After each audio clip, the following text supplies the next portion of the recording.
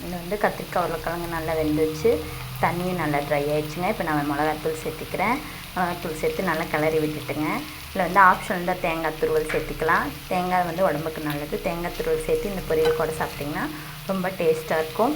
அது போக நீங்கள் தேங்காயை அரைச்சி கூட ஊற்றிக்கலாம், அது ஒரு டிஃப்ரெண்ட் டேஸ்ட்டாக இருக்கும். உங்களுக்கு எது பிடிக்குமோ அது மாதிரி ட்ரை பண்ணுங்கள்.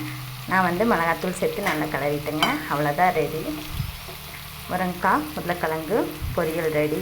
இதில் வந்து எண்ணெய் ஊற்றி சோம்பு, இடித்த இஞ்சி, பெரிய வெங்காயம் நல்லா வாஷ் பண்ணி தண்ணியில் ஊற வச்ச உருளைக்கிழங்கு கத்திரிக்காய் கூட ஆட் பண்ணலாம், ஆப்ஷன் தான்.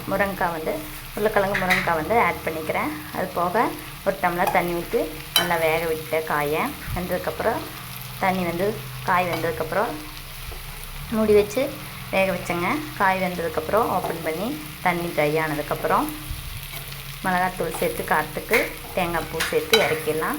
இல்லை தேங்காய் அரைச்சி ஊற்றி கூட இறக்கிடலாம். டேஸ்ட் சூப்பராக இருக்கும். சாதத்துக்கெல்லாம் வச்சுக்கலாம், தயிர் சாதத்துக்கு வச்சுக்கலாம், தனியாக சாதத்தில் பிணைந்து கூட சாப்பிட்லாம். இதில் வந்து சோம்பு, பெருங்காயத்தூள், இடிச்ச இஞ்சி வந்து அதாவது முருங்கைக்காய் வந்து கேஸ் ஃபார்ம் ஆயிடும், நல்லா ஒருத்தருக்கு சேராது. அந்த மாதிரி இருக்கிறவங்க இந்த மாதிரி ஆட் பண்ணிக்கலாம். நான் எல்லாமே ஆட் பண்ணிக்கிறேங்க. குழந்தைகளுக்கு கொடுக்கலாம், சூப்பராக இருக்கும். டேஸ்ட் அல்டிமேட்டாக இருக்குதுங்க. அது மாதிரி ட்ரை பண்ணிவிட்டு எப்படி இருக்குதுன்னு சொல்லுங்கள். லைக் அண்ட் கமெண்ட் பண்ணுங்கள், ஷேர் பண்ணுங்கள், சப்ஸ்கிரைப் பண்ணுங்கள். புதுசாக வீடியோ வந்து உங்களுக்கு அப்லோட் ஆகும். என்னோடய வீடியோ உங்களுக்கு சீக்கிரம் ரீச் ஆகும். Thank you very much.